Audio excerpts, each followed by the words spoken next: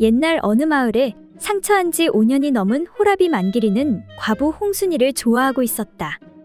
참다 못한 만기리는 어느 날 굳게 마음을 먹고 홍순의 집을 찾아가는데 홍순댁 잘 지내는가? 아침부터 무슨 일로 오셨어? 내 할 말이 있어 이렇게 찾아왔소. 그래, 무슨 할 말이 있으시오?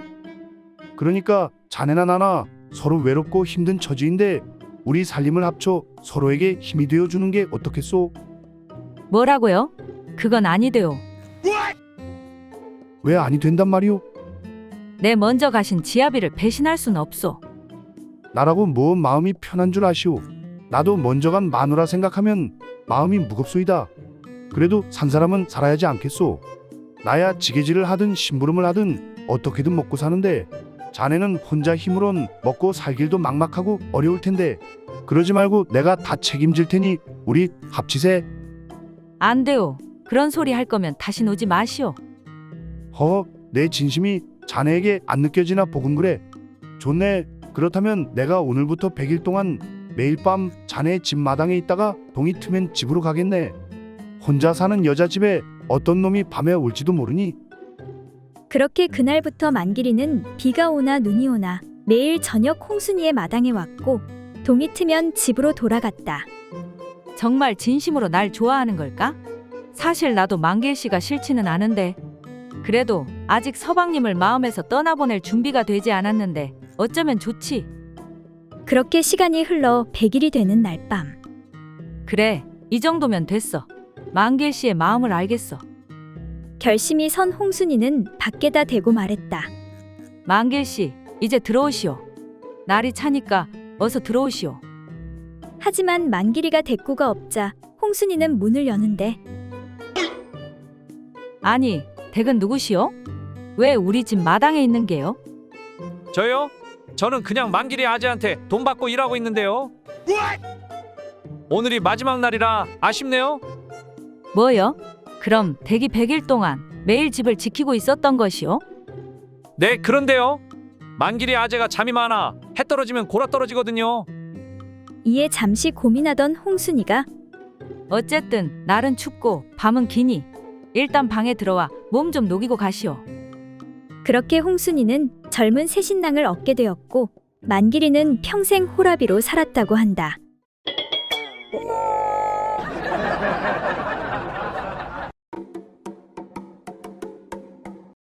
옛날 어느 마을에 나이 많은 대감이 젊은 첩을 두게 되어 매일 밤마다 잠자리를 같이 하였으나 소중이가 작동되지 않아 재미를 보지 못하였다. 아니, 이놈의 소중이가 왜 작동이 안 되는 거야? 이를 어찌하면 좋을꼬? 그리하여 대감은 용하다는 의원을 찾아가서 비싼 값을 치르고 소중이에 좋다는 파란 가루약을 구입하였다.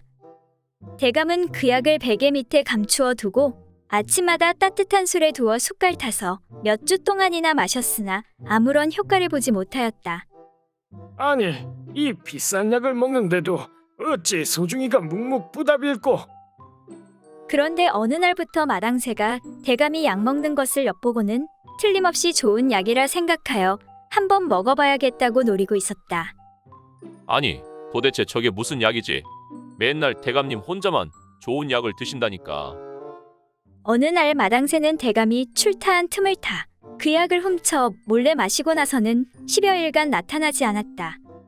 대감은 마당새가 10여일이나 보이지 않자 다른 종에게 물었다. 아니, 이놈의 마당새가 10여일이나 되도록 보이지 않으니 괴이한 일이로다. 가서 마당새를 찾아오너라. 잠시 후 마당새가 도착하자 대감이 물었다. 그동안 무슨 일이라도 있었느냐? 어찌하여 10여일이나 보이지 않았느냐? 그러자 마당새가 걱정스러운 얼굴로 대답했다. 대감마님께서 베개 밑에 좋은 약을 숨겨두고 잡수시는 것을 보고 소인이 지난번에 그 약을 훔쳐 따뜻한 술에 타서 마셨습니다. 그런데 약을 먹어도 아무런 효과가 없었습니다. 정말입니다. 대감님께서 약을 훔친 것을 알아차릴까봐 겁이 나서 며칠간 집에 숨어 있었습니다. 아마도 돌팔이 의원에게 사기를 당한 듯합니다.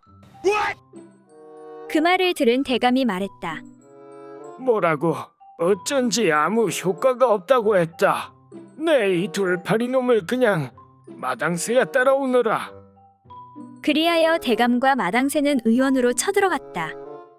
야, 이 돌팔이 놈아, 몇 달 전에 내가 500냥이나 주고 사간 그 파란가루약이 왜 아무런 효과가 없는 것이냐? 늙은 내가 그 약을 먹어도 효과가 없고 젊은 마당새 놈이 먹어도 효과가 없으니 어찌 된 것이냐? 이놈아, 당장 내 돈 500냥 돌려내라. 그 말을 들은 의원은 당황하며 말했다.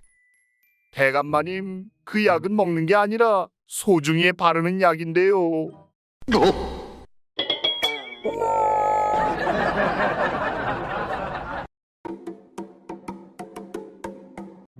옛날 어느 마을에 달자라는 한 과부가 살고 있었다.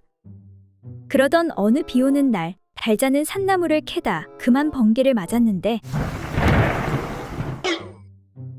그 후 달자에게는 신통한 능력이 생기게 되었다. 어느 날 달자가 개울가에서 빨래를 하고 있는데 한 여인이 다가왔다. 이복의 달자, 오랜만이네. 네, 성님도 오랜만입니다. 잘 지내셨는지요? 잘 지냈고 말고 그나저나 부탁이 있어 왔네. 네, 말씀하세요. 우리 늦둥이가 너무 빨리 자라. 옷이 작아 못 입겠으니 이거 좀 빨아주겠나? 그럼요, 성님. 잠시만 기다리세요. 그렇게 달자는 빨래를 하는데 잠시 후 옷이 늘어나더니 커지는 게 아닌가? 정말 신기하구만 그려. 어떻게 자네 손을 거치면 작았던 것이 이리 커지는지. 그러게요. 저도 이게 무슨 일인지 모르겠네요. 번개를 맞은 뒤로 그러는데 원인을 모르겠어요. 그래, 아무튼 고마워. 이따가 우리 집으로 와. 감자랑 고구마 좀 줄 테니까. 네, 성님. 알겠어요. 그리고 며칠 후 늦은 밤, 마을 여인네들이 달자의 집으로 몰려오는데 이복의 달자 다 알고 왔으니 빨리 나오시게. 어서. 아니, 그게 정말 사실이야?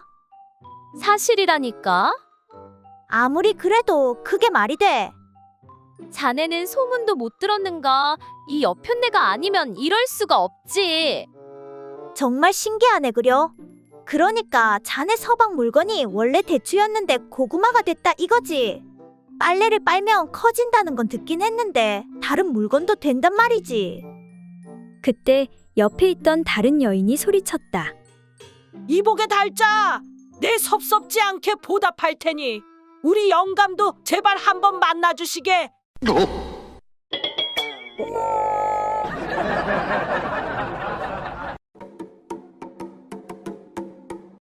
옛날에 한 어리석은 신랑이 음양의 이치를 깨우치지 못하여 장인이 그것을 민망히 여기니 장인의 생질이 일러 말하기를 제가 신랑에게 음양의 이치를 가르쳐 주어도 좋겠습니까? 하고 여쭈니 장인이 반가워하며 이를 허락했다. 이윽고 그 생질이 신랑에게 말하기를 내게 화촉동방편이란 책이 있는데 밤중에 문 밖에서 그것을 읽을 터이니 자네는 그에 따라 시행하도록 하게. 하니 신랑은 그 말에 따라 방 안에 있고 장인의 생질이 큰 소리로 문 밖에서 읽어 가로되 먼저 옷을 벗도록 하여라. 하니 신랑이 따라하였다. 또 소리치기를 신부를 묘에 눕히도록 하여라. 하고 또 소리치기를 신부의 두 다리를 들도록 하여라.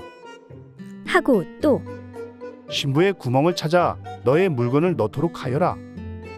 한즉 신랑이 그 말의 뜻을 몰라 가만히 물어 가로되 구멍이 도대체 어느 곳입니까? 하니 생질이 웃으며 말하기를 배꼽 아래 세치에 이르되 항문에는 아직 이르지 아니한 곳으로 도끼로 찍은 듯한 구멍이 있으니 그곳에 물건을 넣도록 하여라. 하니 신랑이 그 말과 같이 한 후에 또 묻기를 물건을 넣은 후 또 다른 가르침은 없습니까? 하거늘 이에 생질이 말하길 물건에 나아가고 물러가매 절도가 있게 하거라. 라고 한즉 이에 신랑이 그 다음에는 또 어떻게 해야 하나요?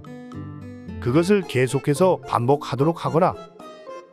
이윽고 다음날 아침이 되어 신랑이 생질에게 그 화촉동방편이라는 책은 도대체 어디에 있습니까? 그래, 또 무엇이 궁금한 것이냐? 이에 신랑이 화를 내며 아니, 한번 넣은 후에 다시 빼고 또 신부를 일으킨 다음에 눕히고 다리를 들고 다시 구멍을 찾아 넣으려니 너무 힘들어서 다시는 안 하렵니다.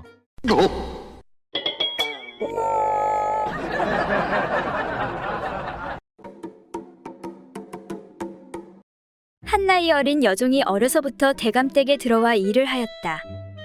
그런데 한두 해가 지나자 웬일인지 자꾸 훌쩍거리며 혼자 울곤 하는 것이었다. 그래서 대감마님이 영문을 몰라 다가가 물었다. 얘야, 무슨 일이 있길래 그렇게 혼자 우는 것이냐? 대감마님, 말씀드리기가 뭐하는데요? 어디 몸이라도 불편한 것이냐? 어려워 말고 말해봐. 괜찮다, 괜찮아. 그 말을 들은 여종이 머뭇거리며 말했다. 그런 게 아니라 저에게 지금 수염이 생겨서요. 아니, 수염이 생기다니. 수염이 안 보이는데 도대체 어디에 수염이 생겼다는 것이냐? 여기 밑이에요. 남들은 코 밑에 수염이 나는데 저는 왜 별난데 수염이 나는 걸까요? 여종은 그렇게 말하며 다시 훌쩍거리기 시작했다. 그 말을 들은 대감마님이 별것 아니라며 말했다. 아, 그러니까 그건 별로 걱정할 것 없다. 나이 들면 누구에게나 다 생기는 수염이니까. 그럼 대감마님도 거기에 수염이 있습니까? 그럼 나도 거기에 수염이 있지. 그 말을 들은 여종은 울음을 그치고 대감마님께 여쭈었다. 그럼 대감마님, 어디 한번 수염을 볼 수 있을까요? 제가 봐야 믿든지 말든지 할 것 같아서요. 여종이 자꾸 조르는 바람에 대감마님은 하는 수 없이 허리띠를 풀고 수염 난 곳을 보여주었다. 그러자 어린 여종이 한참 동안을 들여다보더니 말했다. 이젠 알겠어요. 나이가 들면 모두 수염이 나나 보군요. 그건 그런데 대감마님은 사타구니에 웬 술병을 하나 차고 다니세요? 그 술은 대감마님 혼자서만 마시는 건가요?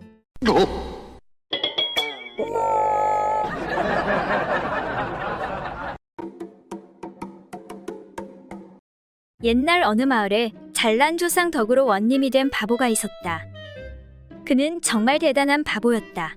하지만 다행히도 똑똑한 마누라를 두어 어떤 일이 있을 때면 일일이 부인에게 물어서 해결하곤 했다.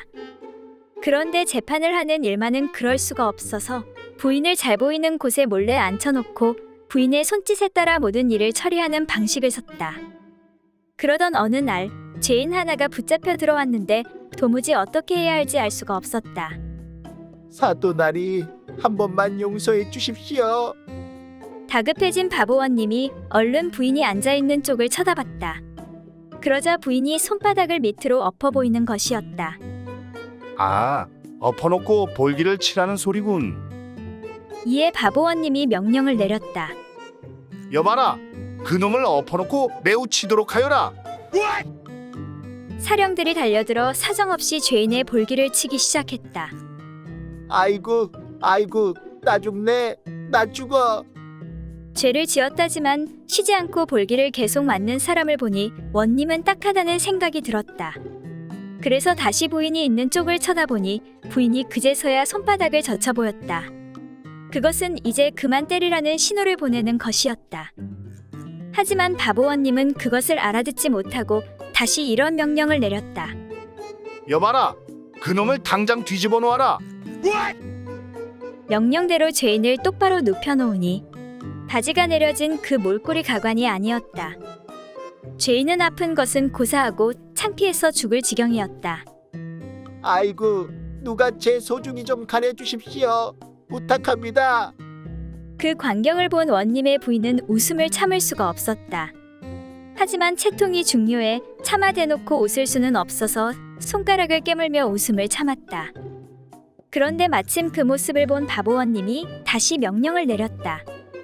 여봐라, 어서 저놈의 소중이를 깨물어라.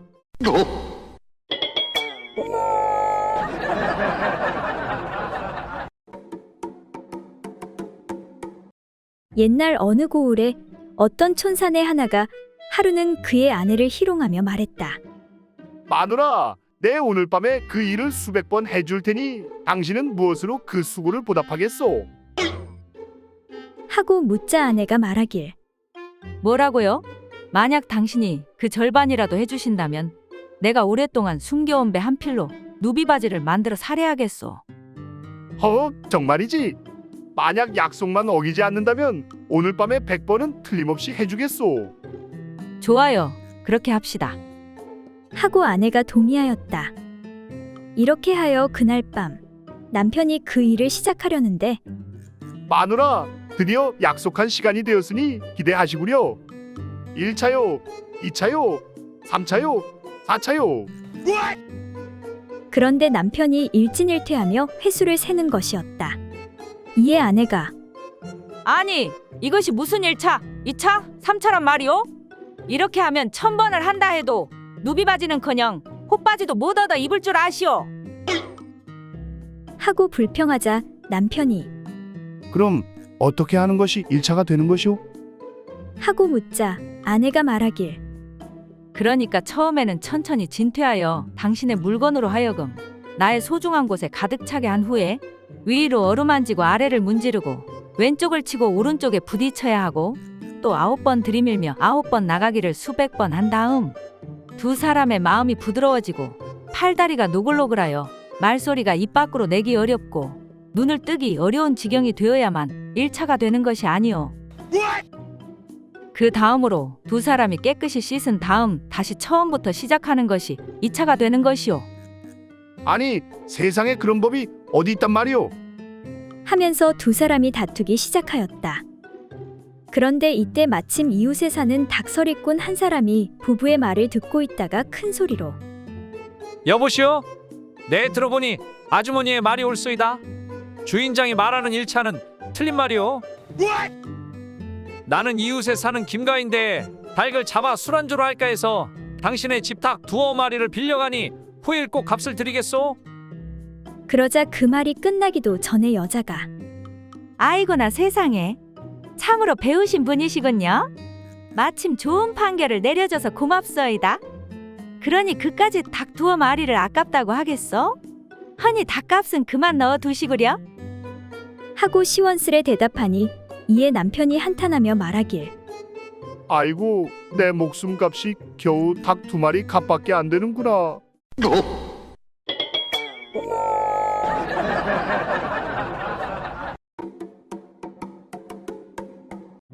옛날 어느 마을에 사는 과부봉자가 하루는 산나물을 캐러 산을 찾았다. 역시 산이 최고야. 공기도 좋고 경치도 좋고 이렇게 먹을 것도 사람에게 주니. 그렇게 주변을 둘러보던 중 웬 사내가 접근하는데 보안이 시골 한악 같은데 장난이나 좀 쳐야겠군. 이보시오, 난 이 산을 관리하는 금송군이라오. 그런데 왜 그러시죠? 요즘 귀한 송이버섯을 사람들이 닥치는 대로 캐어가서 단속하라는 어명이 있어 이렇게 단속 중이라오. 보아하니 당신도 송이버섯을 캐러 온 것 같은데 벌금으로 세냥을 내셔야 되겠소이다. 이에 깜짝 놀란 봉자가 이보시오. 내가 언제 송이버섯을 캤다고 그러는 것이오? 나는 그냥 산나물이나 조금 캐러 왔을 뿐이오. 허허, 척 보면 다 아는데 누굴 속이려고 그러시오. 그렇게 거짓말하면 벌금뿐 아니라 관아의 각 곤장도 맞아야 되겠소. 아니, 그런 어거지가 어딨소. 나는 송이를 캐지 않았소. 하지도 않았는데 호미를 가지고 있다고 증거도 없이 죄를 묻는단 말이오. 허허, 호미를 가지고 있는 게 증거가 아니면 무엇이오? 이에 봉자는 어이가 없어 그렇다면 나는 당신을 관아에 신고하겠소. 아니, 뭐라고? 그게 무슨 소리요? 당신이 나를 겁탈하려 하지 않았소. 아니, 그게 도대체 무슨 소리요? 그렇지 않소. 당신도 날 겁탈할 수 있는 물건을 몸에 지니고 있으면서 나한테 다가왔으니 말이오. 이에 당황한 금송군이 허, 이 여인네 보통이 아니군. 좋소. 그러면 이렇게 합시다. 서로 비긴 것으로 하고 당신은 송이든 산나물이든 맘대로 캐가시오. 대신 나도 재미 좀 보게 해주시오. 그럼 다 없던 일로 해드리리다. 이렇게 과부봉자는 사내와 즐거운 시간을 가지는데 그럼 난 아무것도 못 본 것이니 이제 가보겠소. 그 말에 봉자가 사내에게 잠깐, 여기 세냥 드릴 테니 가지고 가시오. 아니, 그게 무슨 소리요? 내 겪어보니 그 달고 있는 물건이 너무 시원찮아. 신고할 수가 없겠소. 그렇게 금송군은 계획대로 새냥을 벌었다고 한다.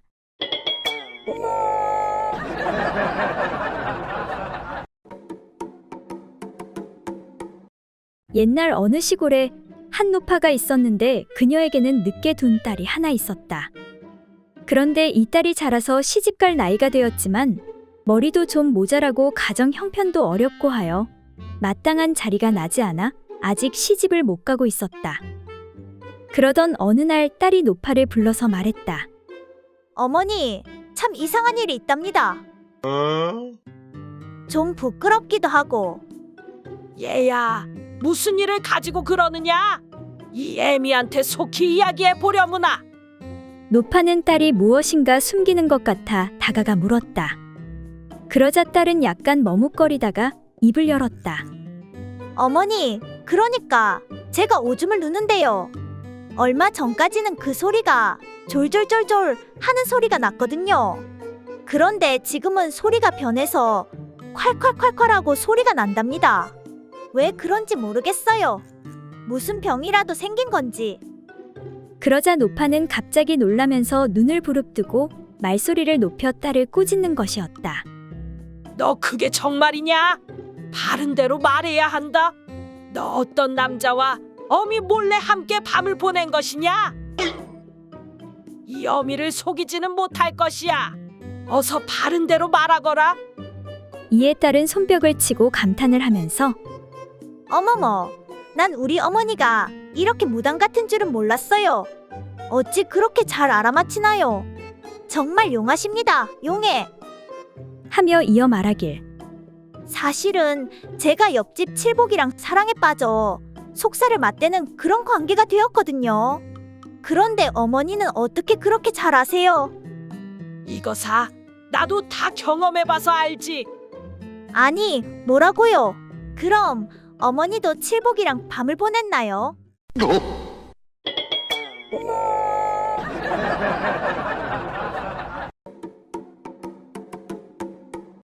옛날 어느 고을에 어떤 남편이 부인을 관아에 끌고 와 사또에게 말했다. 사또, 이 사람이 제 마누라인데 하루가 멀다 하고 외간 남자와 서방질을 해대니 도저히 못 살겠습니다. 그 말을 들은 사또가 아내에게 너는 어찌하여 남편을 두고 외간 남자와 서방질을 하는 것이냐? 하고 그의 부인을 다그쳤다. 그러자 부인이 태연하게 변명하기를. 아니, 저는 그 사람이 저한테 달린 것 좀 빌려달라고 해서 잠깐 빌려줬는데 그것이 무슨 문제인지요? 그리고 언제부터 나라에서 내 아랫도리를 관리했다는 것입니까? 부인의 이러한 당돌한 대답에 사또는 판결을 내리지 못하고 궁리하게 되었는데 그때 마침 옆을 보니 쥐가 담벼락 사이로 들락거리고 있는 것이었다. 사또는 옳거니 하며 무릎을 치고는 쥐구멍을 가리키며 남편에게 물었다. 저게 무슨 구멍이냐? 그러자 남편이 말하길. 쥐 구멍입니다. 다시 부인에게 물으니 쥐구멍이 맞습니다. 그래, 틀림없이 쥐구멍이지. 그런데 저 구멍이 내 말대로 하면 담벼락에 붙었으니 담구멍이라 해야지. 왜 너는 쥐구멍이라 하느냐?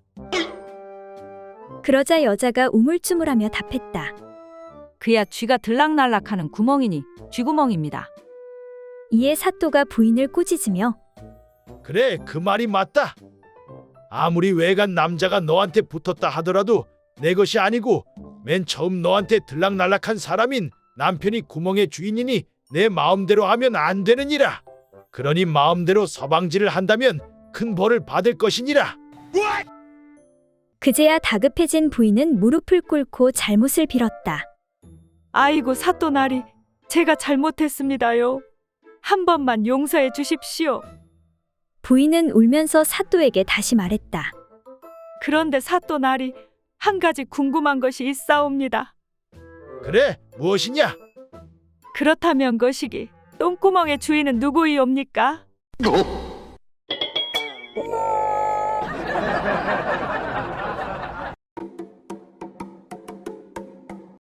옛날 어느 마을에 사는 과부 춘자가 밭에서 일을 하다 그만 어느 남정네에게 몹쓸 짓을 당하고 말았다. 이에 포졸 만덕이가 그녀를 찾아왔는데 내 대강은 들었는데 그러니까 언제 어떤 놈한테 어떻게 당했다는 것이오? 그러니까 어제 밭에서 감자 캐는데 어떤 놈이 뒤에서 덮쳐버리는 게 아닙니까? 내 그대로 엎어져서 꼼짝도 못하고 당하고 말았소이다. 그놈 참 번개같이 해치웠나 보네. 그래도 그렇지 소리도 못 질렀소. 소리를 어떻게 칩니까? 숨이 턱턱 막히는데 힘은 또 어찌나 좋던지. 그럼 도망가는 놈 바지가랑이라도 잡고 늘어지지 그랬소. 말도 마시구려. 달리기는 또 어찌나 빠른지. 정신 차려보니 저 멀리 도망가 사라지고 없었다오. 참으로 갑갑하구만 갑갑해. 그럼 그놈 얼굴은 봤소? 못 봤소이다.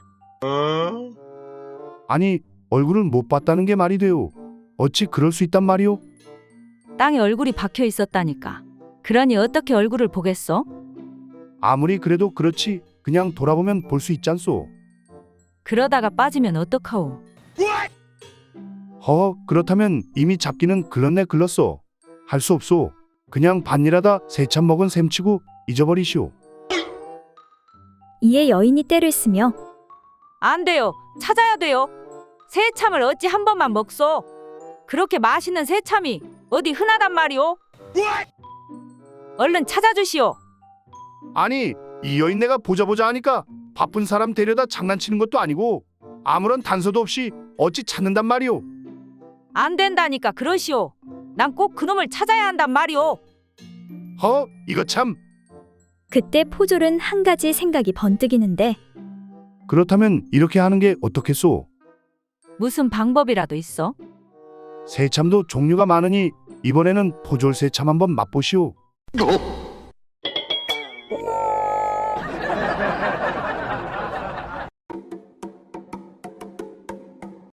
옛날 어느 고을에 대사원이라는 높은 벼슬을 맡고 있는 어떤 한 재상이 있었다.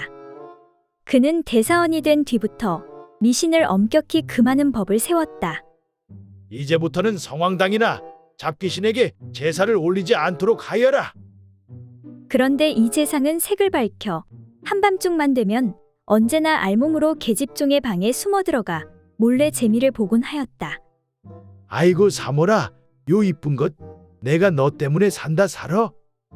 하지만 부인에게 들킬까 두려워해 언제나 조심조심하여 걸음을 제대로 걷지 못하고 마루에서 비틀대곤 하였다.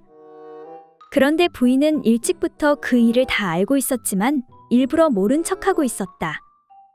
하루는 재상이 일찍 퇴근하고 집으로 돌아오는데 집안에서 구판이 크게 벌어졌는지 둥둥 북치는 소리가 저 멀리까지 들려오는 것이었다. 몹시 화가 난 재상은 사랑채로 종을 불러들여서 물었다. 아니, 내가 미신을 엄격히 금하게 하였는데 우리 집에서 이게 대체 무슨 소리냐? 마님께 말씀을 올려도 도무지 듣지를 않으시니 소인이 어찌할 수가 없었습니다요. 이에 더욱 화가 난 재상이 직접 가서 따졌다. 이보시오 부인, 내가 지금 미신을 엄금하라고 시키고 있는 마당에 우리 집에서 먼저 법을 어기기 시작하면 나라의 법이 어찌 지켜지겠소? 그러자 부인이 말하기를 그건 다 이유가 있습니다. 글쎄 3월 년이 밤마다 소리를 치길래 내 알아보니 요 근래 들어 노망난 벌거벗은 귀신이 나타나 대청에 숨어들었다가 가끔씩 방으로 들어가 사람을 놀래키기도 하는 등 사태가 매우 심각하여 푸닥거리를 하지 않으면 안 되게 되었소이다. 그래서 하는 수 없이 법을 어겨가면서까지 구판을 벌리게 된 것이니 당신이 이해해 주시구려.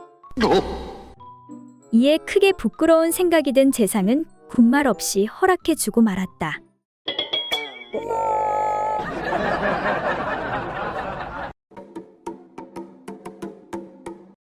어떤 마을에 사는 우둔한 사람이 매끈하게 생긴 여인을 아내로 맞아 깊이 사랑에 빠지게 되었다. 그런데 하루는 멀리 출타하게 되어 혹시 그 사이에 누가 아내와 정을 통하지 않을까 염려하여 아내의 소중한 곳 옆에 누워있는 사슴 한 마리의 그림을 그려놓고 그것을 표식으로 삼고 길을 떠났다. 그런데 그의 이웃에 사는 바람둥이 남자가 그가 멀리 떠난 것을 알고 그녀에게 가서 한번 안아보려고 수작을 꺼니 그 여자가 말했다.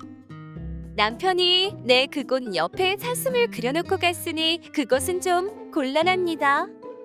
그러자 남자가 그것이 무슨 곤란한 일이요? 내가 감쪽같이 고쳐 그리면 되지 않겠소? 하고는 그녀와 재미를 보았다. 일을 마치고 나자 아니나 다를까 사슴의 그림이 많이 지워졌다. 그래서 남자가 붓을 들고 사슴을 다시 그려 넣었다. 그럼 다음에 또 보도록 합시다. 며칠 후 남편이 돌아오기가 무섭게 그림을 보자고 하여 아내가 소중한 곳 옆에 그려진 사슴 그림을 보이자 남편이 노발대발하면서 소리를 질렀다. 아니 나는 눈 사슴을 그리고 갔는데 이 사슴은 서 있으니 어떻게 된 영문이오? 내 눈은 못 속여. 그러자 아내가 말하길 당신은 세상 이치를 전혀 모르고 있군요. 사람도 누웠다 일어났다 하는데 사슴인들 어찌 오랫동안 누워만 있을 수 있겠어. 하고 대답하였다. 그래 그건 그렇다 치더라도 내가 그린 사슴에는 뿔이 누워 있었는데 이놈은 뿔까지 빳빳이 서 있으니 이것은 또 어떻게 된 노릇이오? 하고 다그쳐 물었다. 이에 다시 아내는 그거야 뻔하지요. 사슴이 누웠으면 뿔도 누웠을 것이고 사슴이 서 있으면 뿔도 서 있게 될 것이 당연한 이치가 아니요? 좋소. 그런데 말이오. 마지막으로 내가 그린 사슴은 마른 사슴인데 이 사슴은 살이 쪄 있으니 이것은 도대체 어찌 된 일이오? 그러자 아내가 그것도 뻔하지요. 옆에 풀이 있으니 풀을 뜯어먹어 살찐 것이 아니요.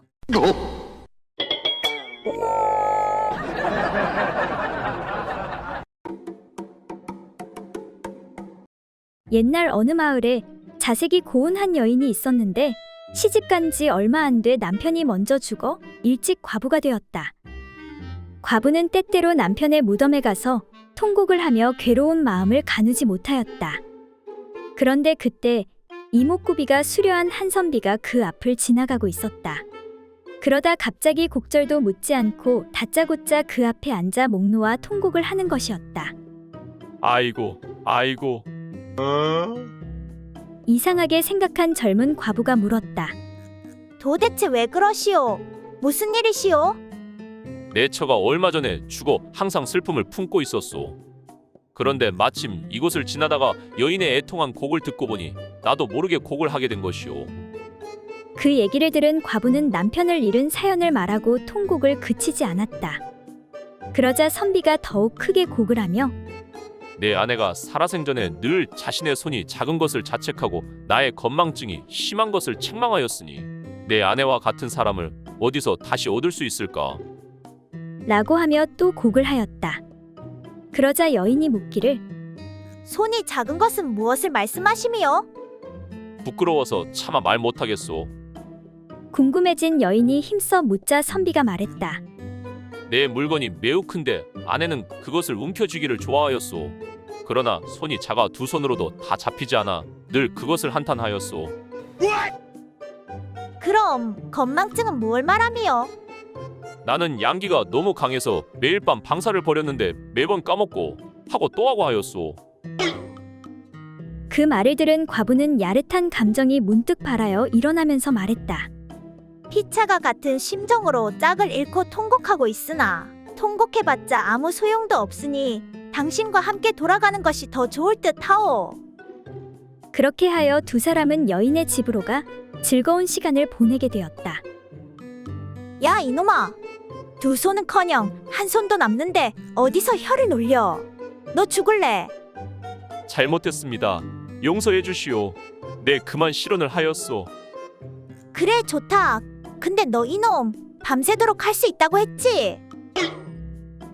못하면 내 놈도 무덤에 묻힐 줄 알아라.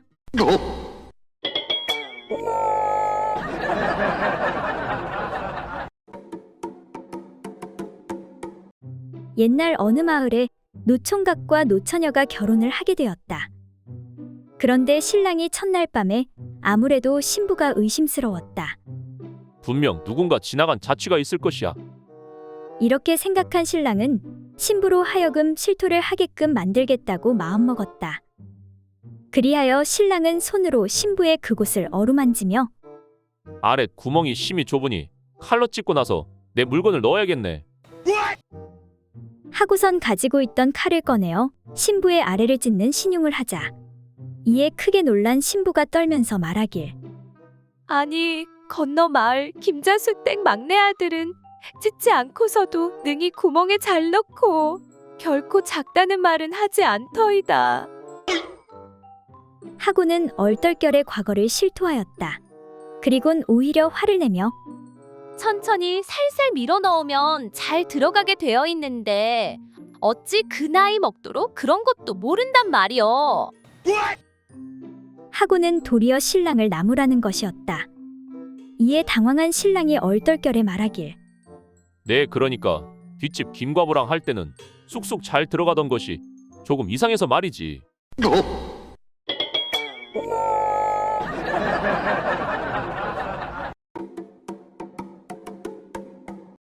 옛날 어느 마을에 순자라는 여인이 자식이 생기지 않아 깊은 고민에 빠져 있었다.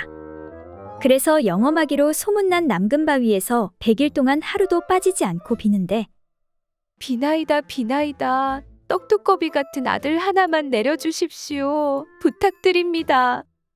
100일째 되던 날 그 정성을 가엾게 여긴 신령이 나타나는데 내 정성이 기특해서 내가 왔노라. 신령님이십니까? 제 서방님이 3대 독자인데 대가 끊길 노릇입니다. 제발 아들 하나 점지해 주십시오. 그래 귀한 대가 끊기면 안 되지. 자, 어서 자리에 눕거라. 네? 그게 무슨 말씀이십니까? 하늘을 봐야 별을 따지 않겠느냐. 내 서방은 씨가 없느니라. 그래서 아들을 낳게 내가 도와주마. 내 비록 일이 보여도 매일 산삼무침에 장어만 먹으니 걱정 말거라. 어머머. 그렇게 순자는 떡두꺼비 같은 아들을 낳게 되었다. 한편 이 소식을 들은 자식이 없던 순자의 친구 춘자 역시 100일 동안 남근바위에서 비는데 비나이다, 비나이다. 떡두꺼비 같은 아들 하나만 내려주십시오. 부탁드립니다. 내 정성이 기특해서 내가 내려왔구나. 신령님이십니까? 아니요, 지나가는 마실 나온 노인이요. 밤 공기가 참 좋네. 신령님 맞구만 뭘. 신령님, 제 서방님이 7대 독자인데 대가 끊길 노릇입니다. 제발 아들 하나만 점지해 주십시오. 뭐라, 7대 독자면 그냥 지나치기 힘든데. 부탁드리옵니다. 그럼 자리에 누울까요? 이에 잠시 주저하던 신령이 입을 여는데 아니다, 그냥 뒤 돌 거라. 절대 뒤 돌아보아서는 안 된다. 알겠느냐? 네, 신령님. 근데 저도 부탁이 하나 있는데요. 그래, 말해보거라. 이왕 하는 김에 비단장수 김서방으로 변신해주면 안 되나요? 그렇게 춘자도 이듬해 아들을 낳고 소방 맞지 않고 행복하게 잘 살았다고 한다.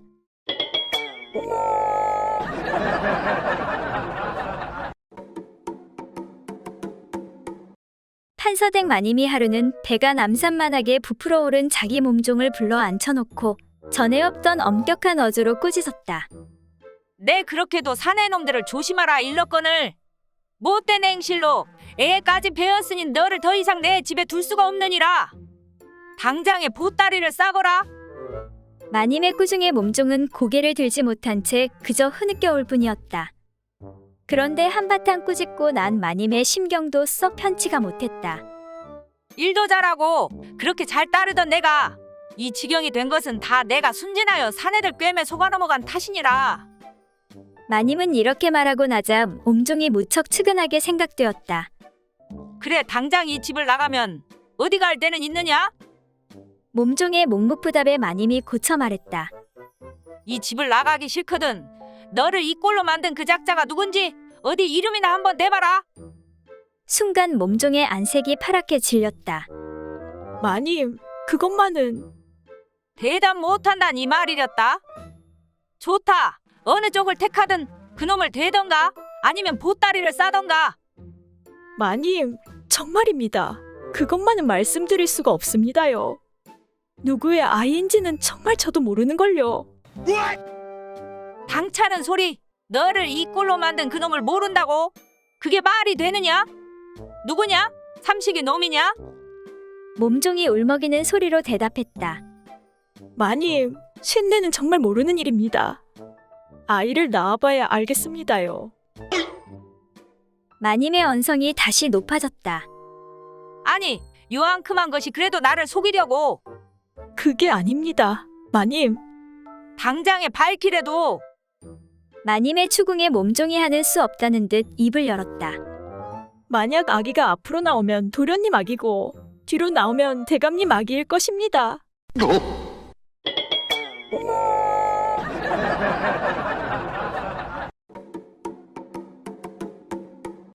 옛날 어느 마을에 한 나이 든 처녀가 있었다. 하루는 몸이 근질근질해서 참지 못하고 달걀을 가지고 장난을 치기 시작했다. 이 나이에 아직 시집도 못 가고 몸은 자꾸 근질거려 미치겠네. 그렇게 달걀을 가지고 장난을 치다가 그만 그 달걀이 잘못하여 거시기 속으로 쏙 들어가 버렸다. 그런데 아무리 달걀을 꺼내려고 해도 나오지가 않았다. 이 일을 어쩌면 좋나? 그래서 부끄러워 며칠째 말도 못하고 있다가 하는 수 없이 동네에서 어리숙하고 바보 취급을 받는 한 총각을 불렀다. 얘, 너 소문을 내지 않고 내 그곳 속에 들어간 달걀을 꺼내줄 수 있니? 꺼내주면 뭐 해줄 건데? 만약 달걀을 꺼내주면 너에게 내 몸을 한번 맡길게. 그 말 참말이지? 참말이지 않고 언제 내가 거짓말하는 거 봤니? 그럼 좋아. 어서 두 다리를 벌려봐. 바보 총각은 그녀의 그곳에 대고 쥐쥐쥐쥐 하고 소리를 내었다. 그러자 아닌 게 아니라 병아리 한 마리가 쪼르르 달려나오는 것이었다. 따뜻한 그 속에서 달걀이 벌써 병아리가 되어버린 것이었다. 자, 이제 약속을 지킬 차례구먼. 할 일을 다 마친 총각이 약속받은 대로 처녀를 덥석 끌어안았다. 그러자 처녀가 총각을 밀치며 말했다. 그만둬. 너 같은 바보하고 하는 건 싫어. 이에 화가 난 바보 총각이 소리쳤다. 삑! 독수리야, 독수리. 그 말을 하자마자 놀란 병아리가 다시 처녀의 그곳으로 쪼르르 달려 들어가 버렸다.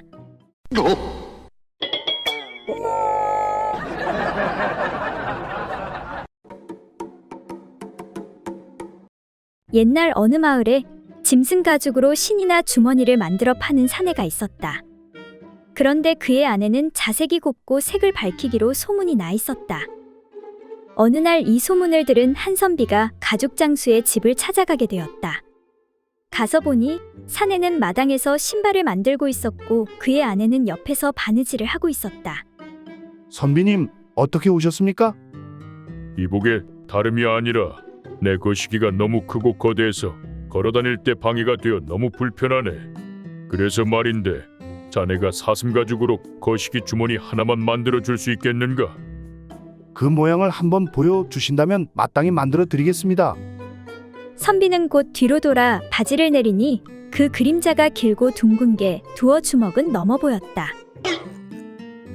허허, 이건 말에 그것과 견줄만하니 참으로 훌륭하십니다.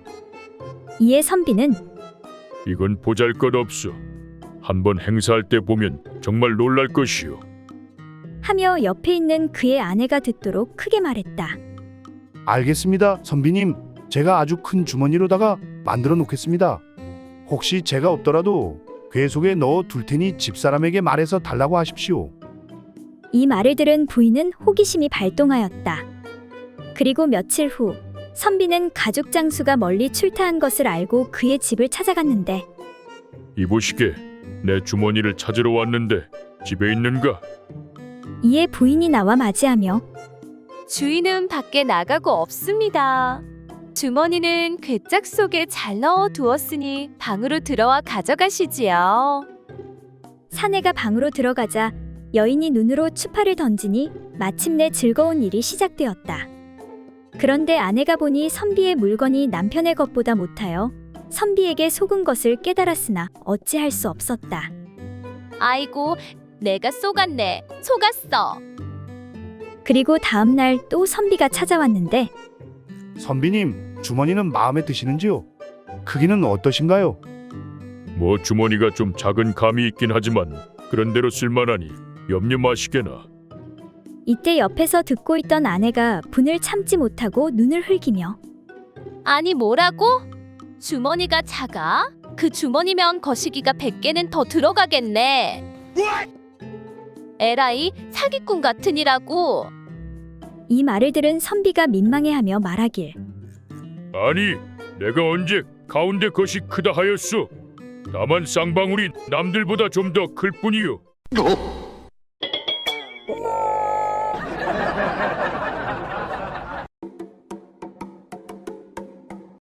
옛날 어느 고을에 어떤 의원이 있었는데 평생 웃지 않는 것으로 유명하였다. 이에 마을 사내들이 모여서 의논하기를 우리들 가운데서 누가 아무개 의원을 웃게 하면 크게 한 턱을 내기로 하자. 약속을 어기지는 않겠지.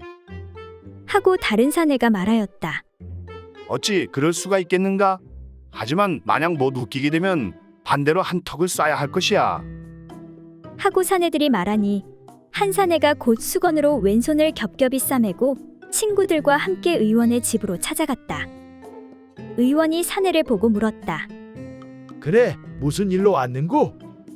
하고 물으니 사내가 눈썹을 찌푸리면서 아무래도 아내의 병이 중한 것 같아 왔습니다. 하고 대답하였다.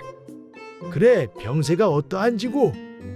하고 의원이 묻자 그러니까 무엇라고 형언할 수도 없는 속병이 제 몸에 있습니다. 사내의 이 말은 도통 그 뜻을 이해할 수가 없었다.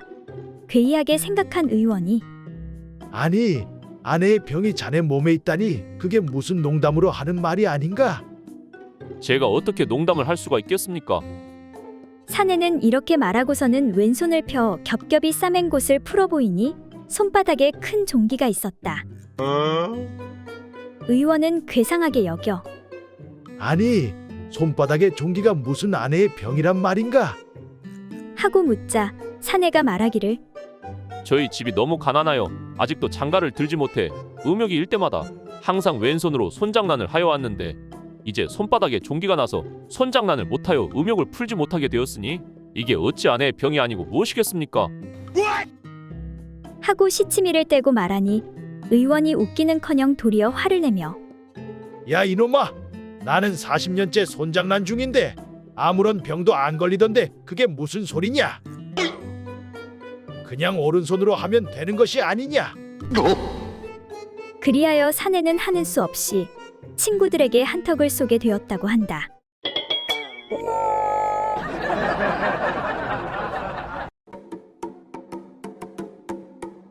머슴사는 홍서방이 저작거리에서 오랜만에 친구 칠복이를 만났다. 그런데 칠복이가 어두운 표정으로 괴로운 듯 보이는 것이었다. 그래서 홍서방이 칠복이에게 물었다. 이복의 칠복이 자네 얼굴이 왜 그런가? 어디 아픈 데라도 있는가? 그러자 칠복이가 신음소리를 내며 말했다. 요즘에 친구들과 늦게까지 술을 퍼마셔서 그런지 머리가 지끈지끈하고 속도 안 좋고 그렇구먼. 홍서방이 고개를 끄덕거리며 혀를 찼다. 알만하군, 알만해. 사실은 나도 한두 번씩 그런 경험이 있으니까 말이야. 그래 그렇군. 그런데 자네는 그럴 때마다 어떻게 하는가? 그러자 홍서방이 씩 웃으며 말했다. 어떻게 하긴 난 그럴 때마다 말이야. 아내와 한바탕 그짓거리를 하는 거야. 그러고 나면 신기하게도 두통이고 뭐고 싹 다 사라진다니까. 그래 그거 정말 신기하구먼 그려. 칠복이가 황당하다는 듯 말했다. 그러니까 자네도 어디 한번 해보게나. 정말 두통이고 뭐고 싹 다 사라진다니까. 알겠네 알겠어. 내 머리가 너무 아픈 것이 무슨 짓이라도 당장 해야 하겠구먼. 그 말을 들은 칠복이는 고개를 끄덕이며 자리를 떠났다.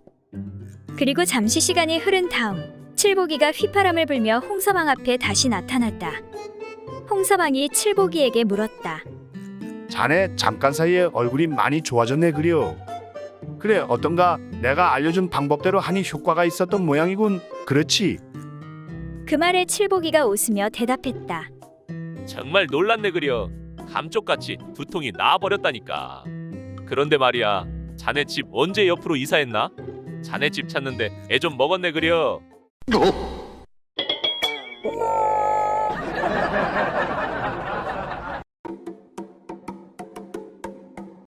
옛날 어느 마을에 가난하지만 착하게 사는 덕팔이라는 혹부리 총각이 있었다. 어느 날 산에 나무하러 간 덕팔이는 날이 어두워져 집에 가려는데 비가 쏟아지는 것이었다. 덕팔이는 어느 허름한 집 한 채를 발견하고 그곳에 몸을 피했다.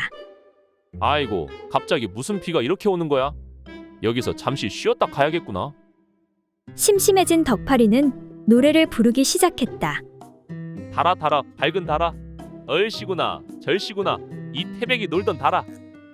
그런데 잠시 후 도깨비가 덕팔이 앞에 나타났다. 내 이놈, 방금 노래를 부른 게 내 놈이냐? 아이고, 죄송합니다 도깨비님. 도깨비님이 주무시고 계시는지도 모르고 한 번만 용서해 주십시오. 저는 이만 가보겠습니다. 가긴 어디가? 내 들어보니 노래를 잘하던데 노래의 비결이 무엇이냐? 얼마 후면 팔도 귀신 노래자랑이 있거든. 내가 거기 한번 나가보려는데. 그 말에 덕팔이는 순간 번뜩이는 생각이 들었다. 아, 그건 말입니까? 바로 이 턱에 달린 노래 방울 주머니 때문에 노래를 잘 부를 수가 있습니다. 오호, 그렇단 말이지. 그럼 그 주머니를 나에게 넘기거라. 그렇다면 내가 금은 보화를 주겠다. 정말이십니까? 도깨비는 그렇게 혹주머니와 돈주머니를 교환하였다. 그렇게 덕팔이는 혹도 떼고 큰 부자가 되었다. 한편 이 소식을 들은 이웃 마을 욕심 많은 혹부리 총각은 그날 밤 냉큼 그 허름한 집으로 달려가 노래를 불렀다. 얼씨구 절씨구 아리랑 쓰리랑 아라리가 났네. 그러자 잠시 후 다른 귀신들이 나타났다. 내 이놈, 방금 노래를 부른 게 내 놈이냐? 네, 그렇습니다. 그래, 노래를 잘 부르는 비결이 무엇이냐? 그건 바로 이 턱에 달린 노래 방울 주머니 때문입니다. 그래, 그런데 방울 주머니가 한 개뿐이 없느냐? 네, 한 개뿐입니다. 우리 셋이 이번에 팔도귀신 노래자랑에 왕방울 자매로 나가야 하거든. 그러니 노래 방울 주머니가 2개가 더 필요하다. 금은 보화를 줄 테니 어서 2개를 더 내놓아라. 아이고 귀신님, 주머니는 한 개뿐입니다요. 정말입니다. 어림없는 소리. 비슷한 방울 주머니라도 내놔라. 분명 어디 다른 곳에 숨겨놓았을 것이다. 만약 뒤져서 나오면 죽을 줄 알아라. 아이고 귀신님, 잘못했습니다. 살려주십시오. 이에 사내를 살펴보던 귀신이 말하는데 그렇다면 그 아래쪽에 달린 볼록한 방울 2개는 무엇이냐? 그렇게 욕심 많은 사내는 방울 주머니 3개를 모두 떼주고 마을에서 제일 가는 부자가 되었다고 한다.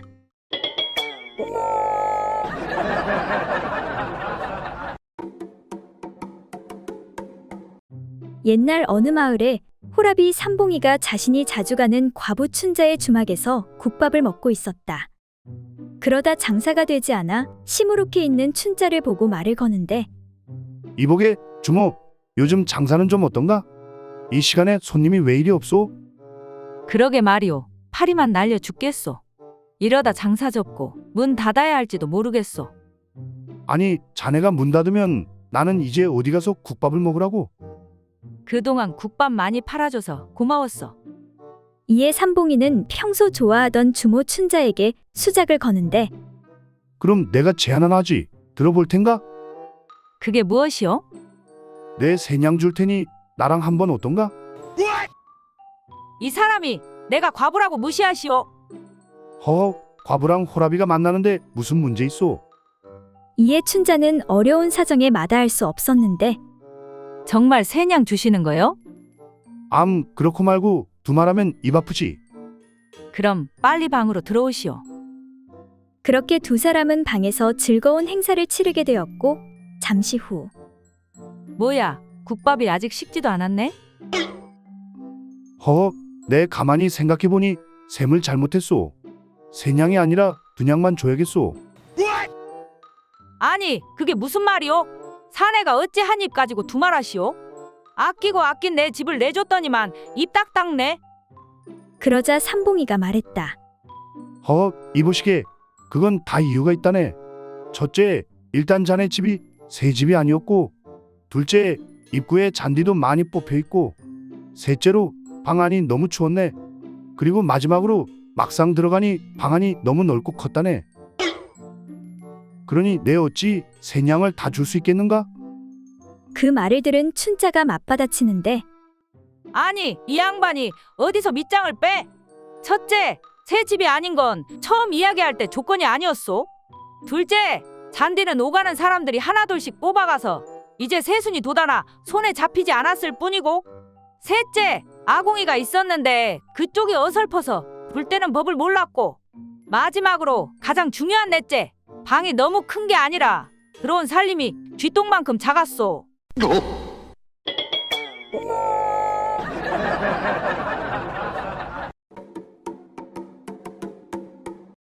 옛날 어느 마을에 박대감은 자신이 아끼는 첩을 친정으로 잠시 다녀오게 했다. 그런데 먼 길을 가는 첩을 호위시키기 위해 종들 중 어리석고 순진한 녀석을 고르려 하는데 이보거라, 떡새야. 네, 대감마님. 내 놈은 옥문이 무엇인지 아느냐? 아, 옥문이요. 그것은 쇳내가 아주 환장하는 것이지 말입니다요. 하루라도 없으면 아주 살 수가 없지요. 이 동네 옥문은 제가 다 꿰고 있습니다요, 마님. 넌 안 되겠구나. 가서 장작이나 패거라. 다음으로 좀 어린 칠보기를 부르는데 이보거라, 칠보가. 네 어르신 부르셨습니까? 내 놈은 옥문이 무엇인지 아느냐? 옥문 말씀이십니까? 그게 도대체 뭐 하는 건지요? 옥수수 넣어둔 창고문 같은 것인가요? 그래, 내 놈이 가면 되겠구나. 그리하여 칠보기는 최대감의 첩과 길을 나서던 중 어떤 냇가에 이르게 되었다. 칠보기는 첩을 업고 냇물을 건너며 손으로 첩의 옥문을 간질간질 하더니 내를 다 건넌 후 첩에게 물었다. 작은 마님, 대감께서 물어보신 게 있는데 혹시 옥문이 무엇인지 아시는지요? 이에 당황한 첩이 그러니까 그것은 내 주인의 거시기를 가두는 감옥 같은 것이란다. 아하, 그렇습니까요? 이때 칠보기는 집신을 몰래 벗어 화가 난 자신의 거시기에 걸어두고 찾는 척하며 어라, 그런데 내 집신이 어디 갔지? 이에 첩이 종의 거시기를 가리키며 말했다. 이놈아, 내 집신은 내 놈 거시기에 걸려있지 않느냐. 아, 그렇군요. 이놈이 바로 집신 도둑놈일세. 이놈을 가두어 두게 마님의 감옥을 좀 빌려주시는 게 좋을 듯 싶습니다. 이에 첩이 말하길 어머머, 이놈, 내 놈도 사내라고 뭘 알긴 하는구나. 그런데 이 옥문을 열려면 열량이 필요한데 내가 열량을 가지고 있느냐?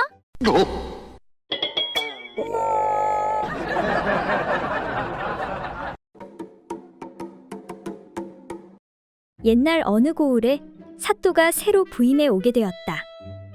그때 관아의 기생들이 모여 앉아 떠들기를 이번에 오시는 신관사또께서는 그 물건에 머리가 벗겨졌을까? 아니면 덮여져 있을까? 이에 다른 기생이 말하길 사또의 물건에 머리가 벗겨졌는지 아닌지는 아마 내가 제일 먼저 알 수 있을 거야.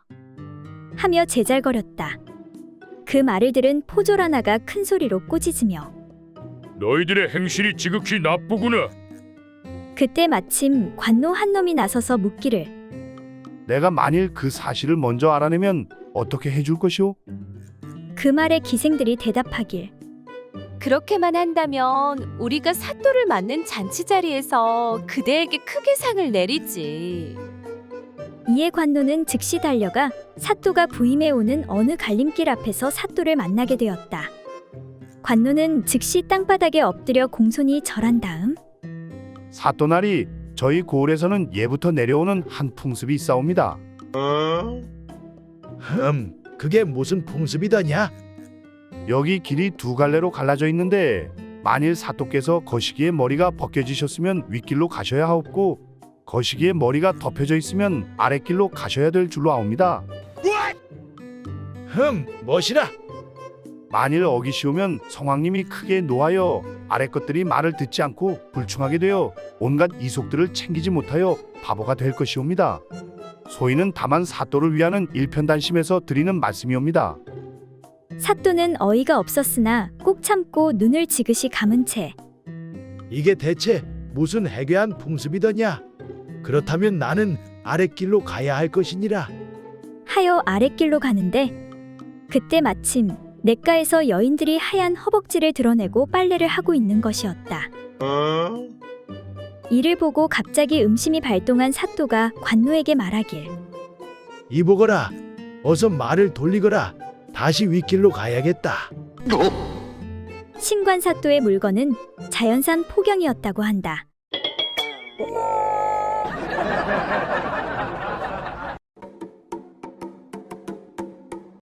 어느 마을에 노총각과 노처녀가 있었다. 마을 사람들은 그 노총각이 거시기가 너무 커서 장가를 못 간다고 수군거렸다. 그리고 그 노처녀는 거시기에 이빨이 있어서 시집을 못 간다고 하며 수군거렸다. 그런데 이것은 근거 없는 말로 남의 소리하기 좋아하는 싱거운 사람들이 퍼뜨린 헛소문일 뿐이었다. 이렇게 헛소문이 나돌자 아무도 그 노총각과 그 노처녀와는 결혼을 하려고 하지 않았다. 그래서 하는 수없이 참견하기 좋아하는 중매쟁이 아줌마가 나서서 그들 둘을 좋은 말로 구슬려 혼례를 성사시켰다. 이대로 있다간 둘 다 홀몸으로 늙어 죽을 것이니 둘이 한번 만나보지 그래? 그렇게 해서 노총각과 노처녀는 혼인을 하게 되었다. 그리고 첫날 밤에 노총각과 노처녀가 한 이불 속에 들었다. 그런데 총각이 들은 소문대로 생각하기를 만일 이 여자의 그곳에 정말로 이빨이 있다면 어떻게 하지? 그래서 만일의 경우를 대비하여 거시기 대신에 시험 삼아 그곳에 무릎을 슬그머니 밀어 넣어봤다. 노처녀 역시 소문을 들은지라 너무 큰 거시기가 들어오면 어떡하나 싶어서 은근히 두려워하고 있었다. 그런데 아니나 다를까 떡돌 같은 것이 덮치려 하는 것이었다. 노처녀가 생각하기를 아니 이게 뭐야? 뭐가 이렇게 커? 그래서 노처녀는 들어오려는 그놈을 손톱으로 허비고 꼬집어 버렸다. 그러자 남자가 에크하고 소리를 지르며 무릎을 치었다. 그런데 무릎을 살펴보니 피가 줄줄 흘러내리는 것이었다. 남자는 눈이 휘둥그레져서 중얼거렸다. 과연 소문과 같이 그놈의 이빨이 무섭긴 무섭구나. 그러고는 옷만 챙겨 잽싸게 도망쳐 나왔다. 그러자 여자도 속으로 중얼거리며 말했다. 과연 이 남자의 거시기는 소문보다 훨씬 더 크구나. 큰일 날 뻔했네.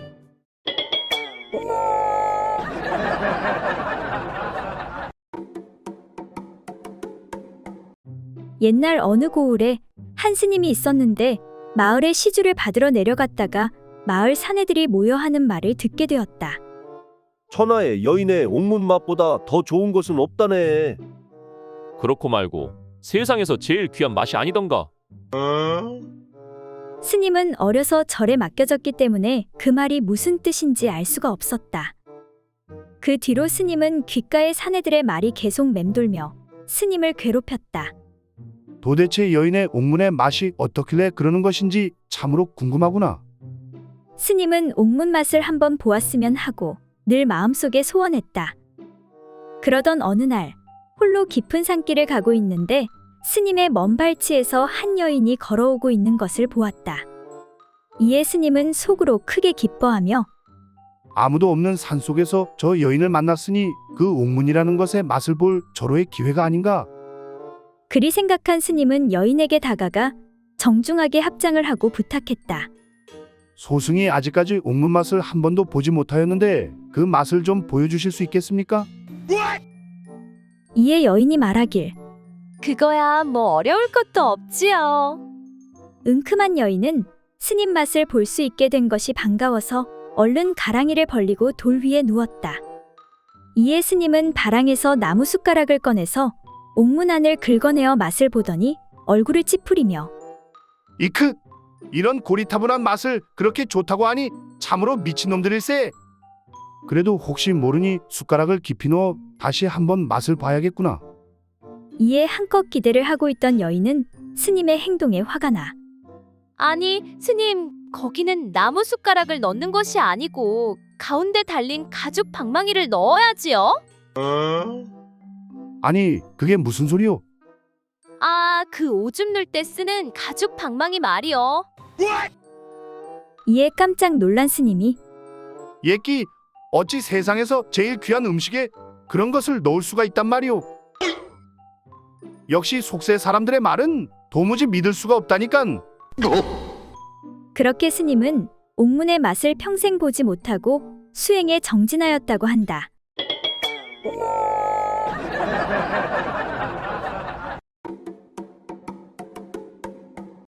옛날 어느 마을에 어떤 부잣집 노인이 딸 셋을 노인은 젊은 시절부터 남의 손가락질을 받아가며 엄청난 돈을 모았다. 돈 모으는 게 뭐가 어렵나? 한번 들어온 돈은 절대 안 쓰면 되는 거지. 그는 나이가 80세가 다 되도록 여전히 인색해 돈을 전혀 쓰지 않았다. 또한 몇십 년을 두고 국 한 번 끓이는 법이 없었으며 밥을 먹을 때도 반찬이라고는 눈을 비비고 봐도 보이는 것이 없었다. 그는 80평생 조그만 접시에 간장을 담아 그것을 숟가락 끝으로 조금씩 찍어서 밥을 먹었다. 그 꼴을 참다 못한 친척이 어느 날 찾아와 한마디 했다. 아니, 아저씨, 앞으로 사시면 얼마나 더 오래 사시겠다고 이렇게 돈 하십니까? 이제 그만 돈에 얽매이지 마시고 반찬도 좀 해서 잡수세요. 제발 돌아가실 때까지만이라도 편하게 좀 사세요. 그러나 자린고비 노인은 고개를 저었다. 사람은 항상 검소하게 살아야 하는 법이야. 자네처럼 먹고 싶은 것, 하고 싶은 것 다 하면 그 모양 그 꼴로 사는 거지. 이에 화가 난 친척이 몇 마디 덧붙였다. 아저씨 참으로 어리석으시네요. 아저씨 아들은 주색에 빠져 재산을 물쓰듯 없애는데 아저씨만 이러고 사시니 진짜 어리석기 그지였군요. 이 말을 들은 노인은 그만 분통이 터져 큰 소리를 쳤다. 뭐라고? 아들 녀석이 그렇게 돈을 낭비한다고? 내 이놈의 자식을 그냥. 좋다. 그렇다면 나도 이제 가만히 있을 수 없지. 이봐라, 밖에 누구 없느냐? 어서 두부 한 모만 가져오너라. 나도 이제 좀 배불리 먹어야겠다.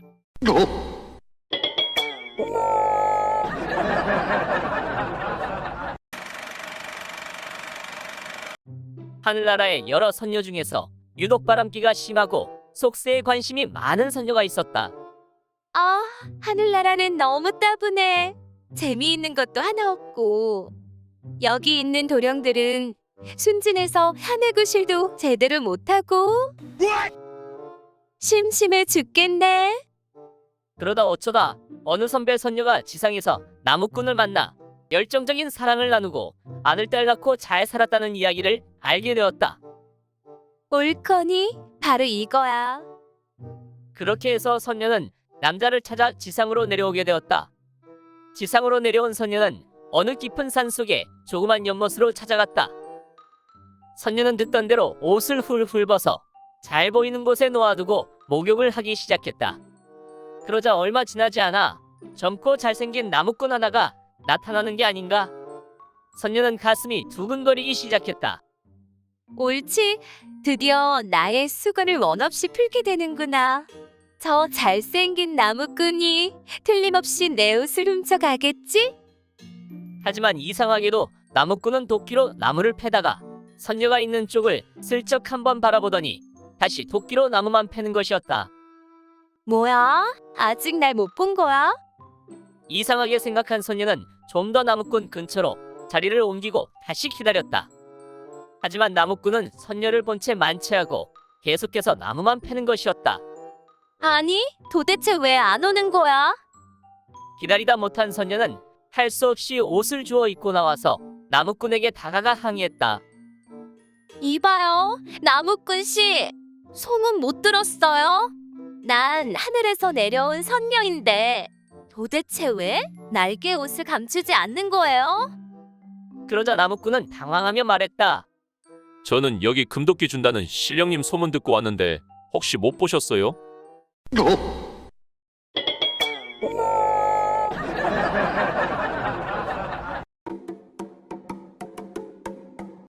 옛날 어느 작은 마을에 처녀 총각이 살고 있었다.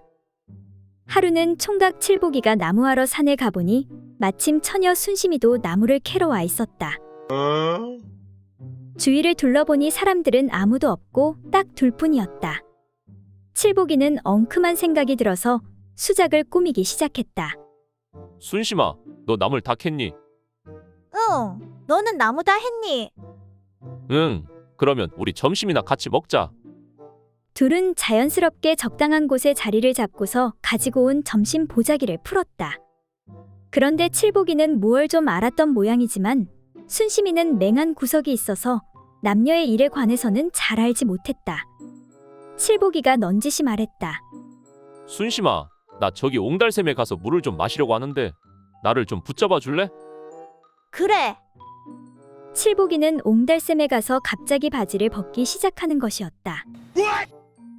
물 먹는데 옷은 왜 벗어? 순심이가 묻자 칠복이가 둘러댔다. 혹시라도 물에 빠져서 이 옷을 적시면 어떻게 입어? 그러니까 미리 벗어놔야지. 응, 그렇구나. 칠복이는 넙죽 엎드려 물을 마시다가 뒤에 있는 순심이를 향해 소리쳤다. 물 마시기가 힘이 드네. 순심아, 내 다리 사이에 살꽁지가 하나 달려있는 게 보이지? 그걸 꼭 잡아줄래? 그렇지 않으면 물을 못 마시겠다. 순심이는 뭣도 모르고 그 살꽁지라는 것을 잡았는데 처음에는 작았던 것이 자꾸 빳빳해지면서 점점 굵어지는 것이었다. 당황한 순심이가 말했다. 아이고 칠복아, 살꽁지 터진다. 물 좀 그만 마셔라. 살꽁지 터진다. 살꽁지 터져. 그렇게 물을 다 마신 후 순심이가 칠복이에게 말했다. 그런데 칠복아, 옆 동네 돌쇠 살꽁지는 두 손으로도 안 잡히던데 너는 한 손도 남네.